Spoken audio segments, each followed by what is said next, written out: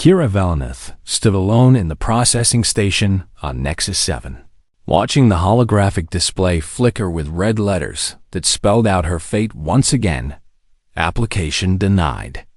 She had known rejection her entire life, but somehow each new refusal still cut deep into her chest like a blade made of ice and shame combined into one terrible wound that never seemed to heal, no matter how many times she told herself it would get easier with time.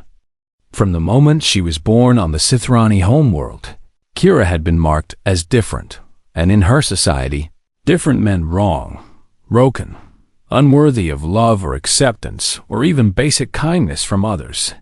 Her scales were the problem, or at least that was what everyone told her from the very beginning of her existence in this cold and unforgiving galaxy.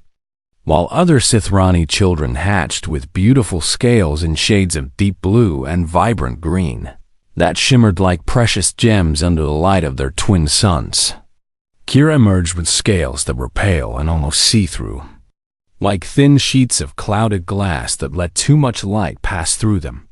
The elders called her a fated one, a term that carried centuries of superstition and fear behind it, and they whispered that children like her brought bad luck to their families and communities.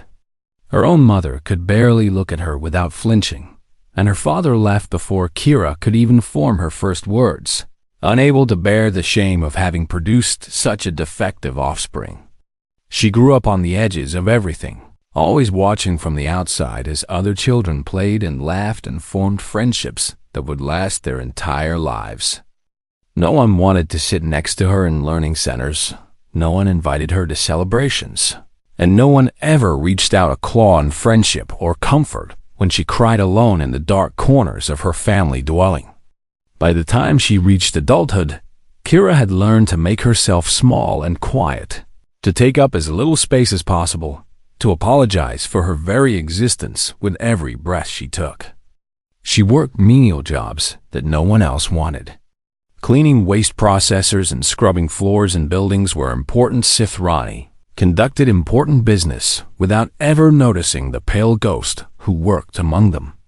Then one day, everything changed when she heard about the Galactic Coalition's Unity Initiative. The announcement came through every communication channel on the planet, promising new beginnings for refugees and displaced individuals who wished to find homes among the many species of the Coalition. For the first time in her miserable life, Kira felt something dangerous bloom in her chest hope. Maybe out there among the stars, there was a species that would not care about the color of her scales, a people who would judge her by something other than the accident of her genetics. She submitted her application that very night, her claws trembling so badly that she had to restart the form 3 times before completing it successfully. The waiting was agony, but when the first response came, Kira's fragile hope began to crack. The Velthari were a species known for their complex social structures built around bioluminescent communication, and their rejection was swift and clinical: insufficient bioluminescence for social integration. The message read, and just like that, one door slammed shut in her face. She told herself it was fine, that there were many other species in the galaxy, that surely one of them would see past her physical differences and give her a chance. The Kron were next, a hive-minded species that valued collective contribution above all else, and they rejected her with equal speed, physical structure incompatible with hive contribution. Their message stated, and another door closed forever. Kira kept applying, kept hoping, kept telling herself that the next species would be different, that somewhere in this vast galaxy, there had to be a place for someone like her. The Allery said no because her biology was too different from their own. The Minthak said no because she lacked the telepathic abilities required for basic social interaction in their society. The Jarelian Collective said no because their world's atmosphere would slowly poison her over time. Each rejection came with its own perfectly logical reason, and Kira could not even argue with any of them because they were all technically correct in their assessments. She was different, she was incompatible, she was wrong in ways that could be measured and quantified, and written down in official reports. 17 species reviewed her application, and 17 species decided that she was not worth the trouble of accommodation. Now she sat in the processing station on Nexus 7, surrounded by other refugees who were meeting their new hosts, embracing their new futures, beginning their new lives. A young Minvex child clung to the appendage of an Allery caretaker, both of them radiating joy that Kira could almost taste in the recycled air of the station. An elderly cron drone was being welcomed by a delegation of Veltri who had prepared special translation devices to bridge their communication gap. Everywhere Kira looked, she saw beings finding acceptance, finding homes, finding the very thing she had been searching for her entire life. And she sat alone on a cold metal bench, watching her holographic display cycle through rejected applications, wondering if she should simply give up and return to her homeworld, where at least the rejection was familiar. But then she noticed something. There was one more option she had not tried, one final species on the list that she had overlooked because she knew almost nothing about them. Terrans, the display read, also known as humans. Kira had heard whispers about this species, of course, but nothing substantial or reliable. They were newcomers to the galactic stage, barely a century into interstellar travel, still considered primitive by the standards of ancient civilizations that had been exploring the stars for millennia. Most other species viewed them with a mixture of curiosity and condescension, like adults watching a child take its first stumbling steps. What could such a young and inexperienced species possibly offer someone like her? But then again, what did she have to lose at this point? Her finger hovered over the submit button for what felt like an eternity. And in that moment, she thought about all the rejection she had faced, all the doors that had been closed in her face, all the time she had been told that she was not good enough. Perhaps these humans would reject her too, and perhaps that rejection would be the final one that broke her completely. But perhaps, and this was the thought that made her press the button, perhaps they would be different in ways she could not yet imagine. The application submitted, and Kira sat back to wait once more, expecting nothing but prepared for everything. 3 days passed, and she barely slept, barely ate, barely moved from her spot in the processing station. Other refugees came and went, but Kira remained, watching her display for any sign of a response. When the notification finally came, she almost did not want to look at it, terrified of seeing those familiar red letters spelling out her rejection once again. But she forced herself to look, forced herself to read the words on the screen, and what she saw made her freeze completely. Application, approved Terran sponsor assigned. The display read in letters of bright green that seemed almost unreal after so much red. Someone had said yes to her. Someone had looked at her file and decided that she was worth taking a chance on. Kira did not know whether to laugh or cry, so she did both at the same time, drawing curious looks from the beings around her, who had no idea what this moment meant to someone who had never been wanted by anyone. For the first time in her life, she would find out what it meant to be accepted. And she had no idea that the humans would teach her lessons that would change not just her life, but her entire understanding of what it meant to be alive in this vast and often cruel galaxy.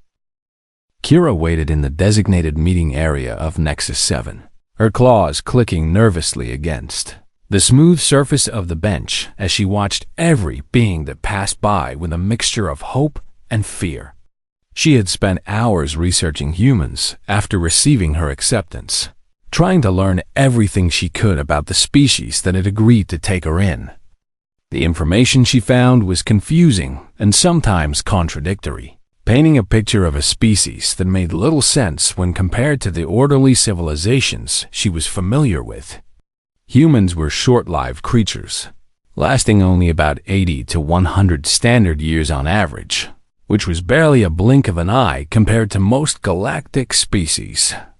They were physically unremarkable, lacking natural weapons like claws or fangs, lacking protective shells or scales, lacking any of the obvious advantages that other species had evolved over millions of years. And yet somehow this soft, fragile, short-lived species had clawed their way into space and established themselves among the stars in a remarkably short period of time. How they had accomplished this was a mystery that many galactic scholars were still trying to solve. Kira expected her human sponsor to arrive with an entourage. Perhaps a team of scientists who wanted to study her unusual genetics. Or a committee of bureaucrats who would explain all the rules and regulations she would need to follow. That was how the other species did things after all, with formal delegations and official protocols and endless paperwork. So when a single human male walked toward her wearing a worn jacket made from some kind of animal skin and carrying nothing but a small bag over his shoulder, Kira assumed he must be lost or looking for someone else. But he walked straight up to her and smiled, showing his teeth in a way that would have been threatening in most species, but somehow seemed warm and welcoming on his strange flat face. "You must be Kira," he said, and his voice was rough but kind, like the sound of gravel being smoothed by flowing water. "I am," she replied, a translator working overtime to convert his alien sounds into something she could understand. "But where is the rest of your delegation?" The human looked around as if expecting to see others behind him, then turned back to her with an expression she could not quite read. "What delegation?" he asked, and he seemed genuinely confused by the question. "The evaluation team," Kira explained, feeling her anxiety rise as she realized something was wrong. "The genetic compatibility assessors. The social integration specialists. Surely you did not come alone?" The human laughed, and the sound was strange but not unpleasant, like music played on an instrument she had never heard before. "I'm Marcus Chen," he said, extending one of his 5-fingered hands toward her. "And I'm the only one coming because I'm the one who sponsored you. Is that a problem?" Kira stared at his hand, knowing from her research that this was a human greeting ritual, but still uncertain about the proper way to respond. "The other species sent committees," she said slowly, trying to make sense of this unusual situation. "They had forms and assessments and interviews that lasted for days." "Yeah, we don't really do that," Marcus said. And he kept his hand extended patiently, waiting for her to take it. "You needed somewhere to go. I've got a spare bunk on my ship, and I figured we'd work out the rest as we went along." "But why?" Kira asked, and she hated how desperate her voice sounded. How much she needed to understand the reason behind his kindness. Why would you take in a complete stranger? Why would you accept someone that 17 other species rejected? Marcus's smile faded slightly, and for a moment, Kira feared she had offended him with her questions. But then he shrugged in that casual human way and spoke words that she would remember for the rest of her life. "Because you asked for help," he said simply. "And where I come from, that's reason enough." Kira felt something shift inside her chest, something that had been locked away for so long that she had forgotten it existed. She reached out with a trembling claw and placed it in his hand, feeling the warmth of his skin against her cool scales, feeling the gentle pressure as he wrapped his fingers around hers. In her entire life, no one had ever reached toward her like this. No one had ever touched her with anything other than clinical necessity or accidental contact. "Come on," Marcus said, releasing her hand and picking up her small bag of belongings before she could protest. "My ship's docked in Bay 17, and I've got a pot of something called coffee waiting. You're going to want to try it. Trust me." Kira followed him through the crowded corridors of Nexus 7, still struggling to process what was happening. She noticed that other beings gave them curious looks as they passed, and she wondered if they were staring at her pale scales or at the strange human who walked beside her with such casual confidence. "Your ship," she said, trying to make conversation despite her uncertainty. "What is it called?" "The Wandering Star," Marcus replied, glancing back at her with another smile. "She's not much to look at, but she's got it where it counts."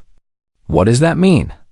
Kira asked, her translator unable to parse the strange human idiom. "It means she's reliable," Marcus explained, slowing his pace so she could walk beside him instead of behind. "She might not be pretty, but she'll get you where you need to go and bring you back home safe. That's what matters." Kira thought, and the word felt foreign in her mind, like a concept from a language she had never learned. She had never really had a home, not in any meaningful sense, just places where she existed, spaces she occupied without truly belonging. Could this strange human and his unremarkable ship actually become something like a home to her? The thought was terrifying and exhilarating in equal measure. They reached Bay 17, and Kira got her first look at the wandering star. The ship was small compared to the sleek vessels of other species. With a hull that showed signs of many repairs and modifications over the years. It was not beautiful by any standard she knew, but there was something sturdy and dependable about its appearance, something that reminded her of Marcus himself. "Well," Marcus asked, watching her reaction with obvious curiosity, "what do you think?" "It is." Kira paused, searching for the right words. "It looks like it has many stories to tell." Marcus laughed again, that warm, strange sound that was starting to feel less alien with each repetition. "That's one way to put it," he said, leading her up the boarding ramp and into the ship's interior. "She's taken me to more places than I can count and gotten me out of more trouble than I probably deserve." The inside of the ship was cluttered but clean, filled with objects and decorations that Kira did not recognize but found oddly comforting. There were images on the walls showing humans in various settings, some alone and some in groups, all of them smiling or laughing or making faces at whoever was capturing the image. "My family," Marcus explained, noticing her interest. "And friends, I like to keep them close, even when I'm far from Earth." "You carry your connections with you," Kira said softly, understanding something important about humans in that moment. "Always," Marcus agreed, setting her bag down near a door that presumably led to her quarters. "And now you're part of that, if you want to be." Kira looked at this strange human who had welcomed her without conditions, who had offered her a place in his life without demanding anything in return. "I do not understand you," she admitted. "I do not understand why you are being so kind to someone you just met." Marcus considered her words for a moment, then sat down on a worn but comfortable-looking chair and gestured for her to do the same. "Can I tell you something about humans?" he asked, and Kira nodded, eager to understand. "We don't live very long compared to most species out here," he said. "And maybe that's why we've learned to make connections quickly. We don't have time to waste on committees and assessments and all that official stuff." "But how do you know I am trustworthy?" Kira pressed, unable to let go of her confusion.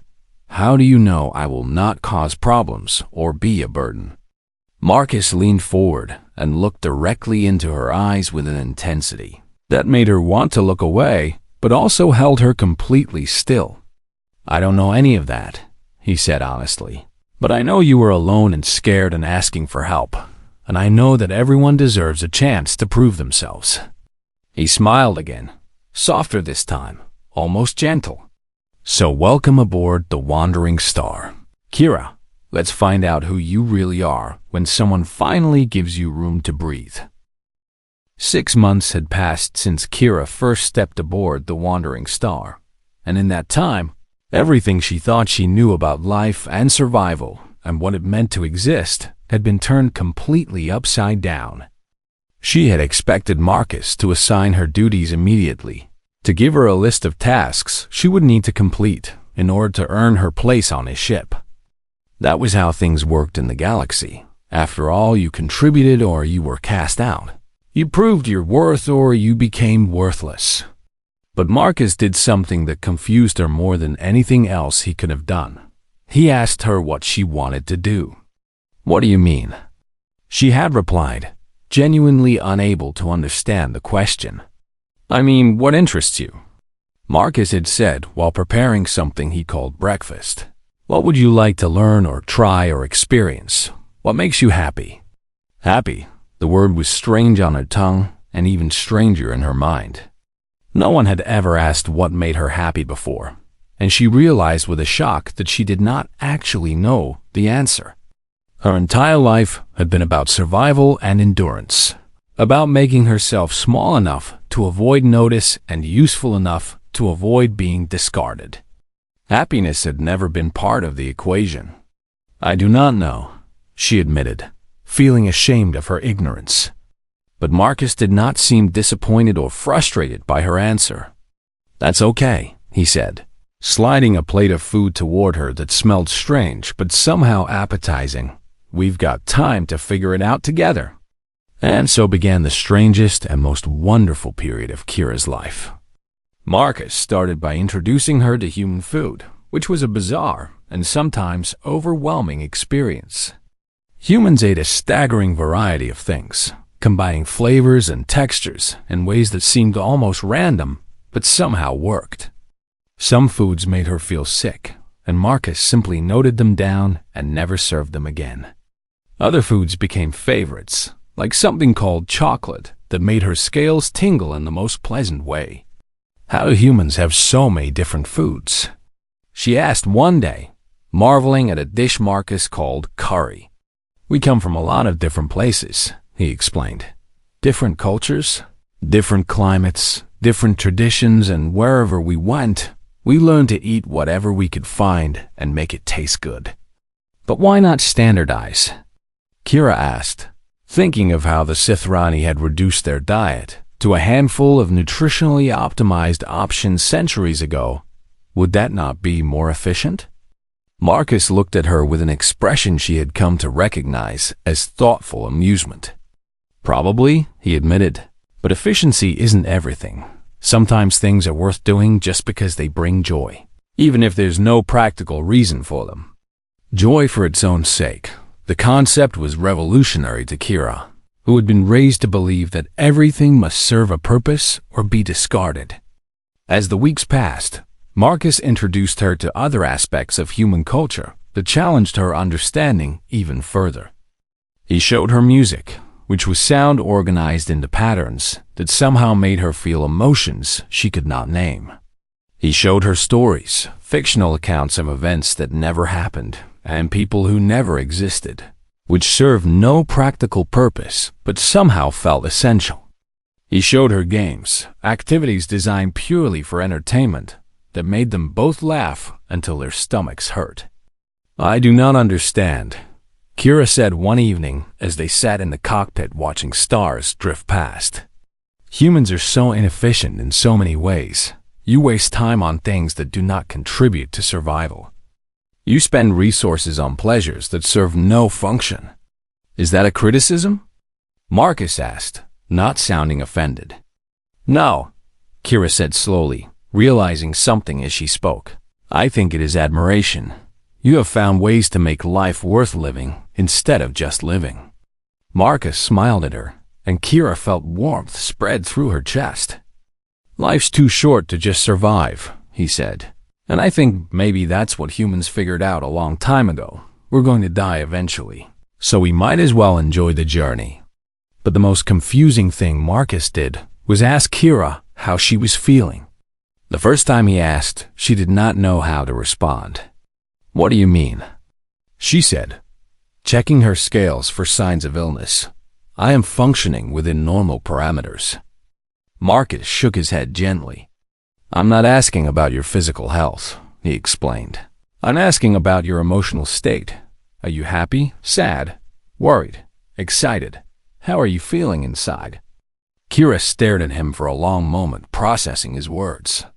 Among the Sithrani, emotional states were considered private matters that should never be discussed openly. Showing feelings was seen as weakness, and admitting to negative emotions was practically an invitation for others to exploit your vulnerability. Why do you want to know? She asked cautiously.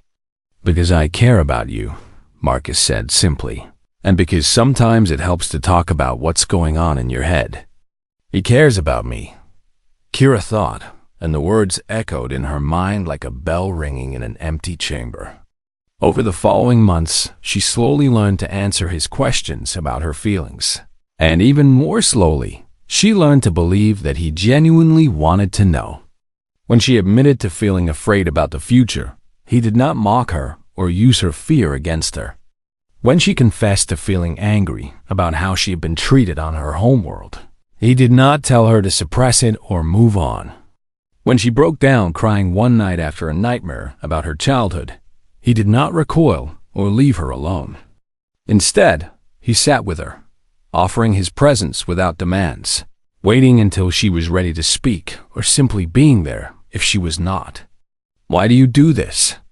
she asked through her tears. "Why do you care about someone you barely know? Why do you waste your time on someone who has nothing to offer you?" Marcus was quiet for a moment, and when he spoke, his voice was soft but firm. "Kira, you don't have to earn the right to exist," he said. "You don't owe me productivity or usefulness or whatever your people told you that you're worth. You have value just because you're alive." "But that makes no sense," Kira protested, even as something in her desperately wanted to believe him. "In the galaxy, worth is measured by contribution. If you cannot contribute, you have no worth."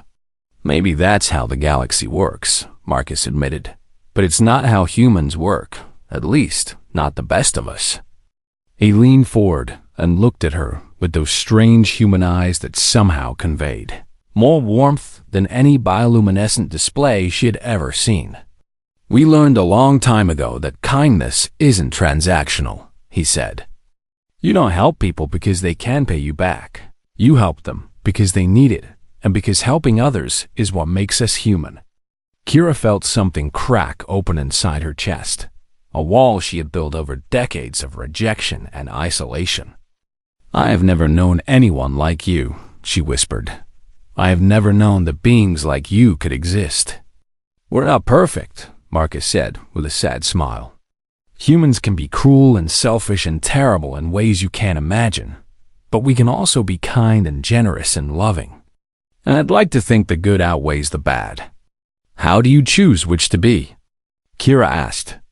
Marcus considered the question carefully before answering.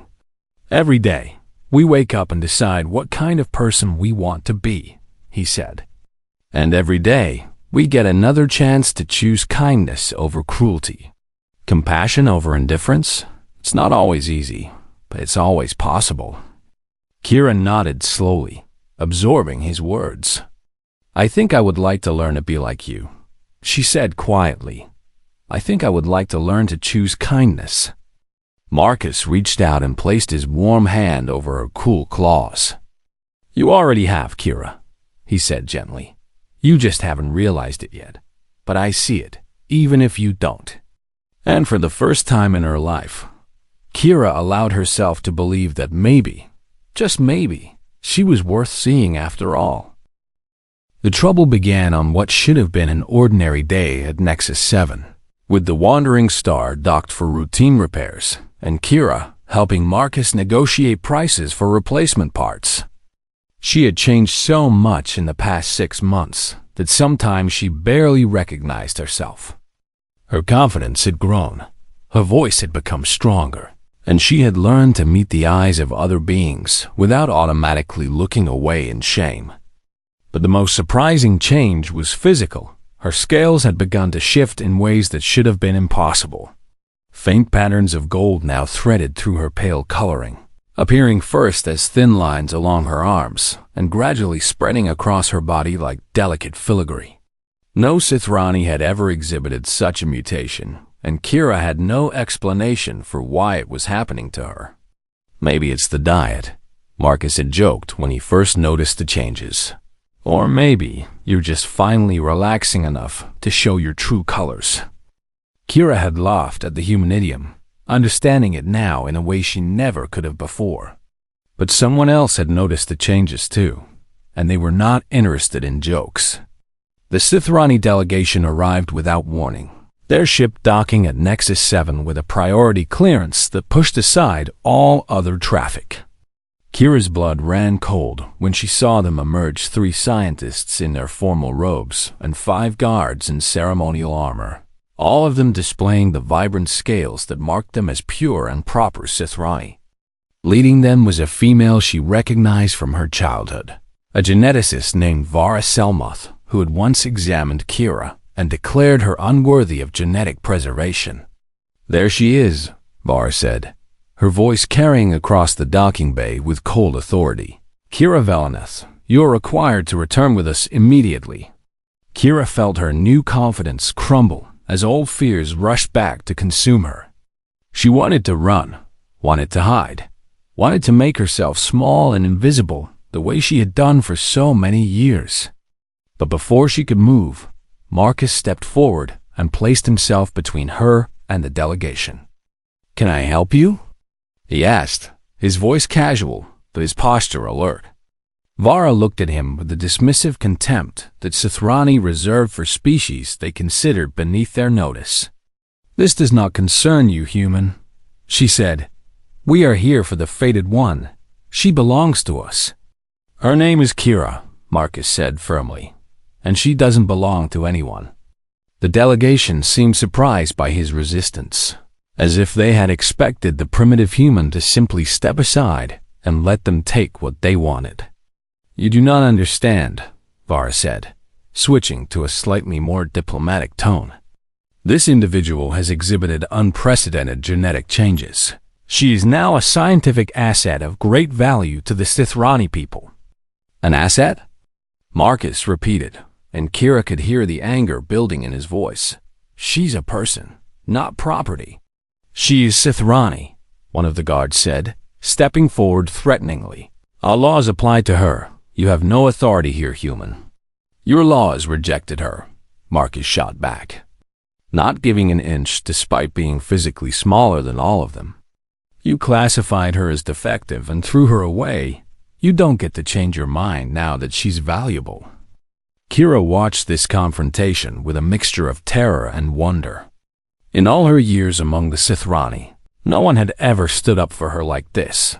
No one had ever put themselves in harm's way on her behalf.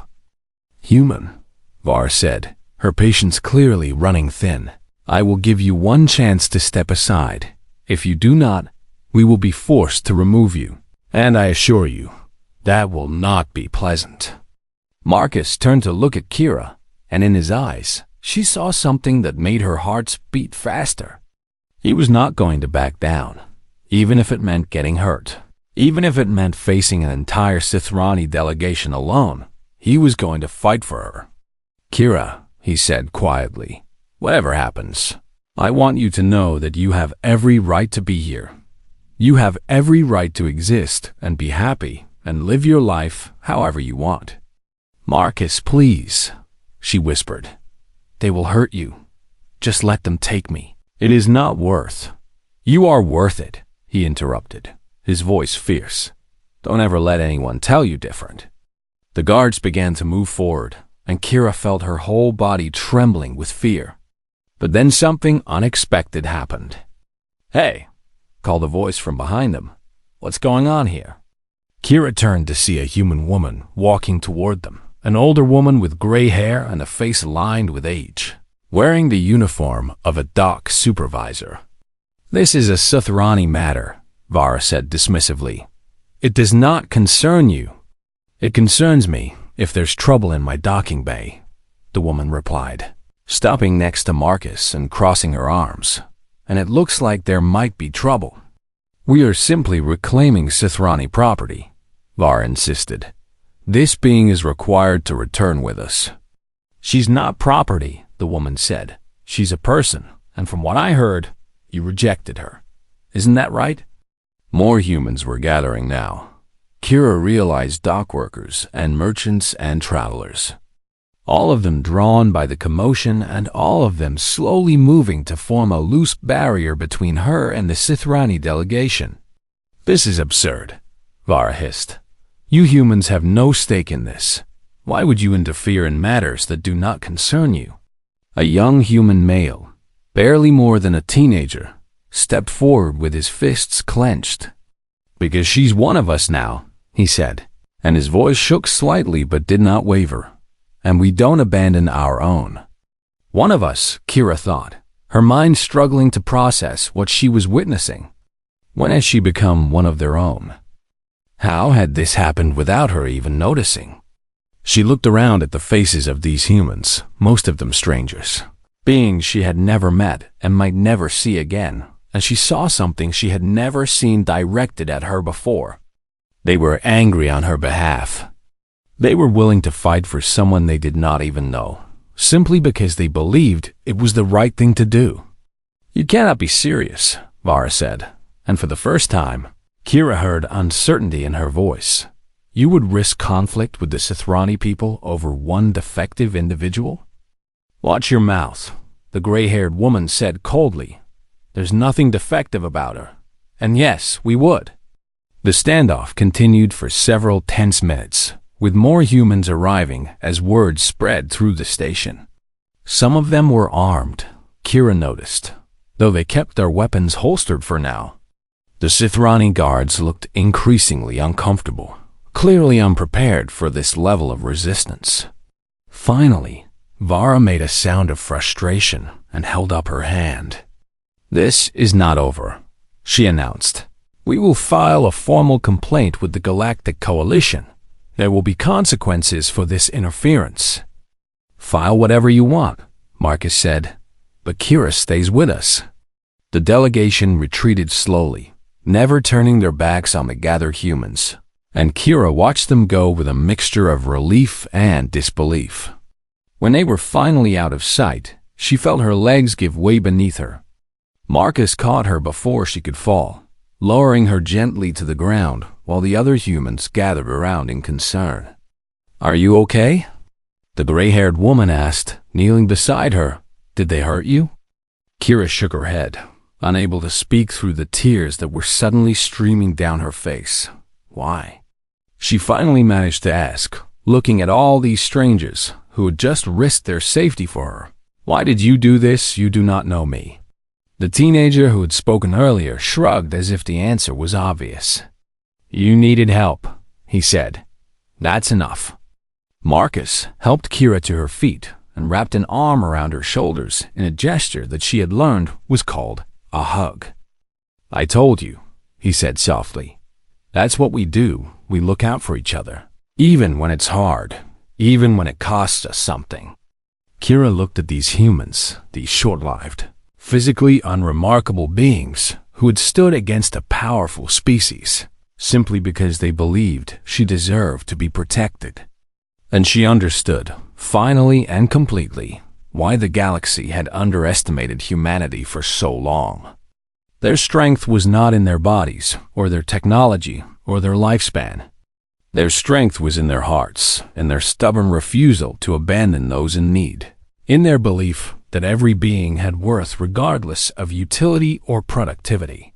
"Thank you," she whispered, and the words seemed so inadequate for what she was feeling. "Thank you all so much." The gray-haired woman smiled at her warmly. "Welcome to the family, sweetheart. And don't worry, we're not going to let those scaled bullies take you anywhere."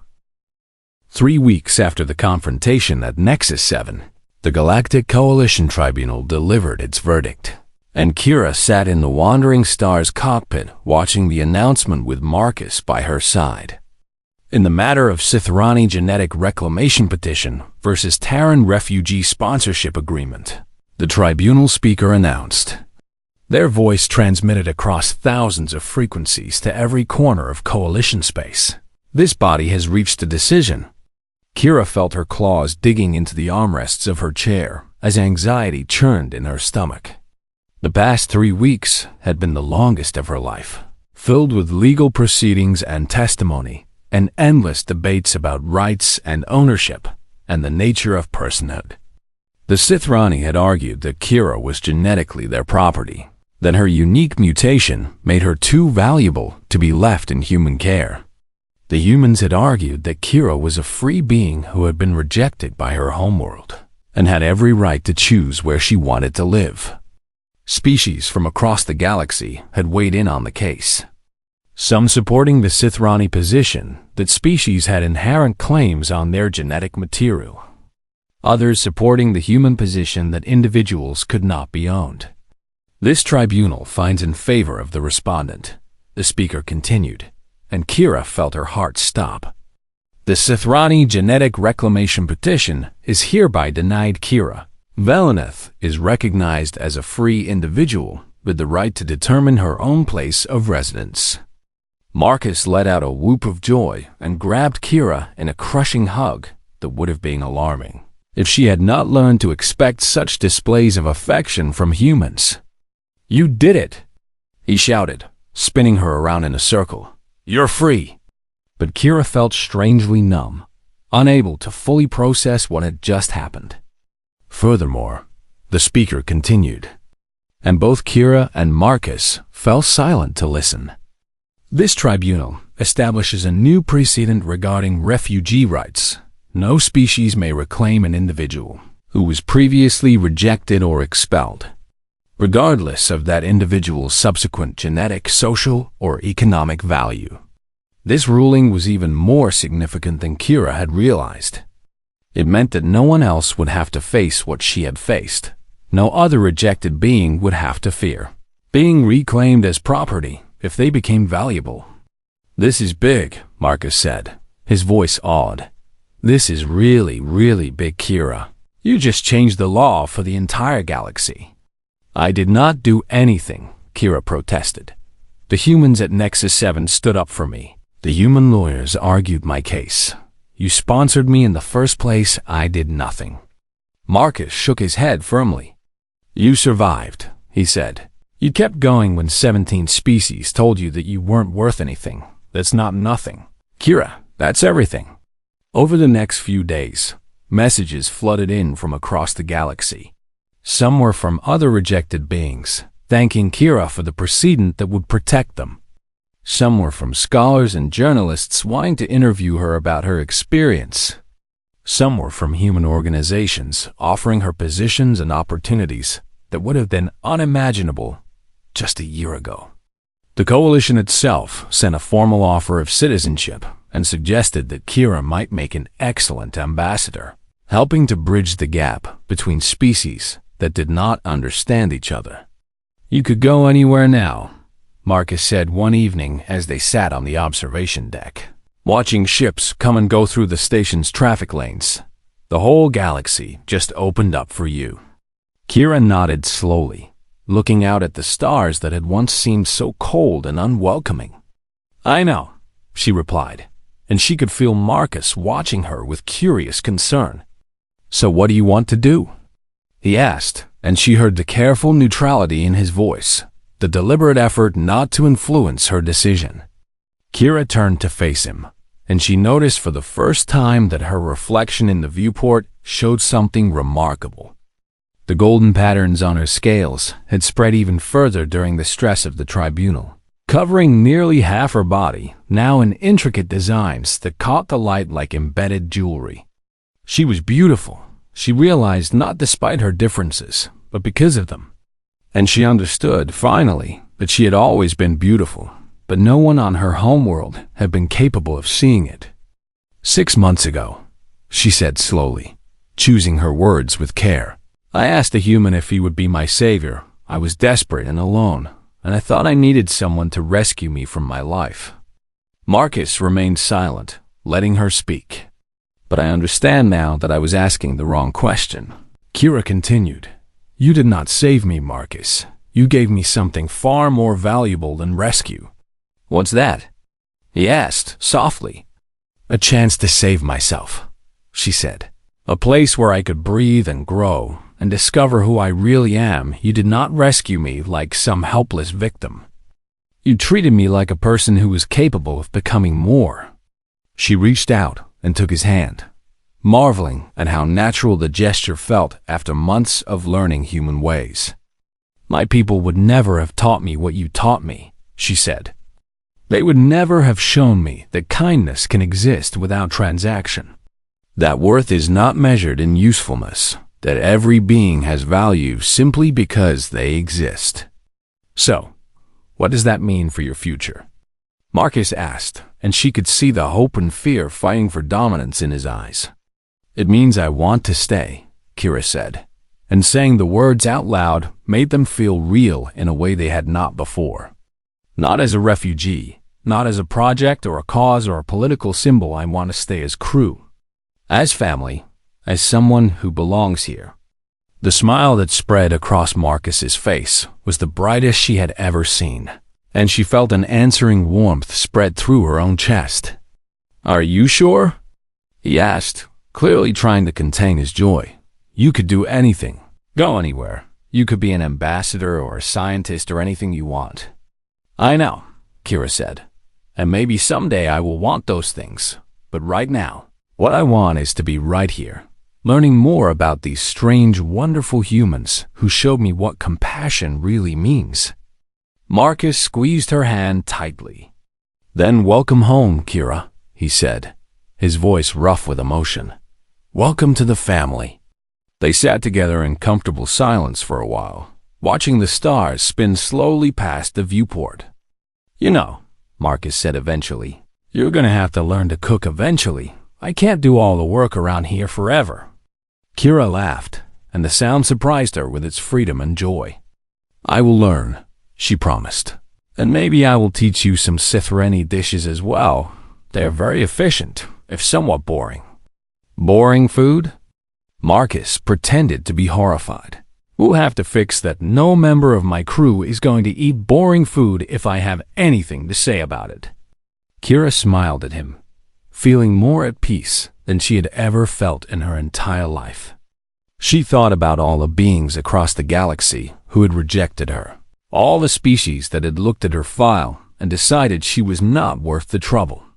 They had been wrong, but she no longer felt anger toward them, only gratitude that their rejection had led her here, to this ship, to this human who had changed everything. Marcus, she said quietly, can I ask you something? Always. Do you ever regret it? She asked, signing up for the refugee program, taking in a complete stranger. Do you ever wish you had not done it?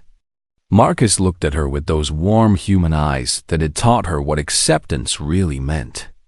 Not for a second, he said firmly. Taking you in was one of the best decisions I ever made. You've taught me things I never knew I needed to learn. Like what? Kira asked, genuinely curious. Like the fact that kindness always comes back around, Marcus said. I helped you because you needed it, but somewhere along the way, you helped me too. You reminded me why humans keep reaching out. Why we keep trying to connect, even when the galaxy thinks we're naive. And why is that? Kira asked.